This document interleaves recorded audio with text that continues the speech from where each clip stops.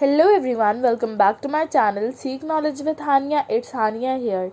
In today's video, we are going to study Hindi from the book Gunjan Hindi Pathmala for class 7, and the chapter for today is Advitya Purvottar Bharat. If this video was useful to you, then don't forget to like, comment and share this video, and also subscribe to my channel and press the bell icon to get all the notifications of my videos. So now let's get started. अद्वितीय पूर्वोत्तर भारत। द्वितीय मतलब दूसरा और अ है उपसर्ग, जिससे शब्द का अर्थ बदल जाता है, यानी जिसके जैसा कोई और ना हो। पूर्वोत्तर, पूर्व ईस्ट, उत्तर north, north east, Bharat India.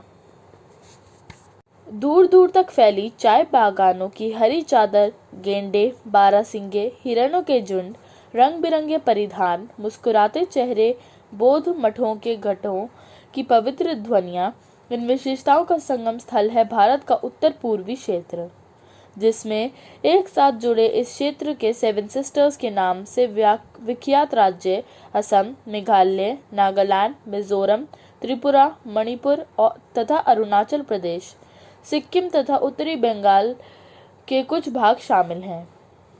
इस पार्ट में हम पूर्वोत्तर भारत के बारे में पढ़ेंगे। और अभी हमने पढ़ा कि चाय के बागों में फैली हरी चादर होती है, मतलब हरी घास चादर जैसी लगती है। वहाँ पे गेंडे, बारहसिंगे और हिरणों के झुंड होते हैं। रंग बिरंगे परिधान होते हैं, मतलब कपड़े, परिधान मतलब कपड़े। मुस्कुराते हुए चेहरे होते हैं और बौद्ध मठों के घटों की पवित्र ध्वनियाँ, मतलब जो बुद्ध लोग होते हैं उनकी पवित्र ध्वनियाँ।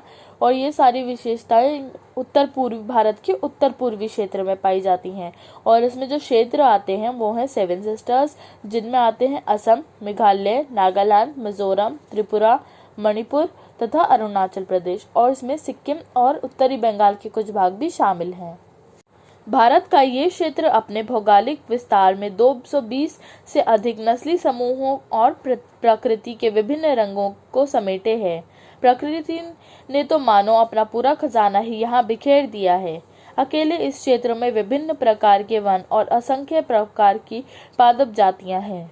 नदियाँ, पहाड़ों, झरनों से भरा ये प्रदेश प्रागैतिहासिक काल से लेकर आज तक की नवीनतम संस्कृतियों को अपने में ही समेटे है। तो भारत का जो ये क्षेत्र है, इसमें अलग अलग प्रकार के नस्ली समूह हैं, मतलब अलग अलग जाति के लोग रहते हैं यहाँ पर।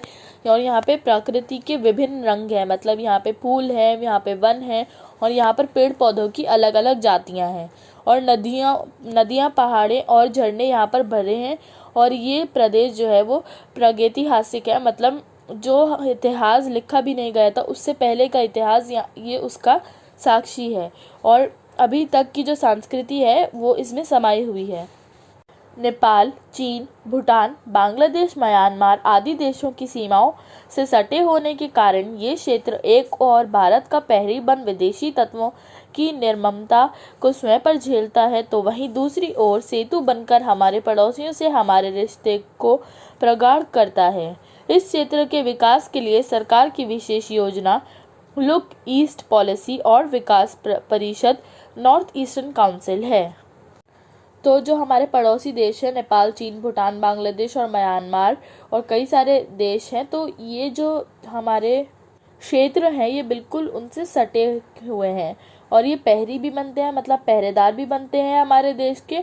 और वहीं दूसरी ओर एक माध्यम भी बनते हैं अपने रिश्ते को, हमारे देश के रिश्ते को और देशों से मजबूत बनाने के लिए। और इन जगहों के विकास के लिए सरकार ने विशेष योजनाएं जारी की हैं, जिनमें से 2 हैं लुक ईस्ट पॉलिसी और नॉर्थ ईस्टर्न काउंसिल। अगले भाग में हम असम के बारे में पढ़ेंगे। If this video was useful to you, then don't forget to like, comment and share this video, and also subscribe to my channel and press the bell icon to get all the notifications of my videos. Thanks for watching. Bye bye.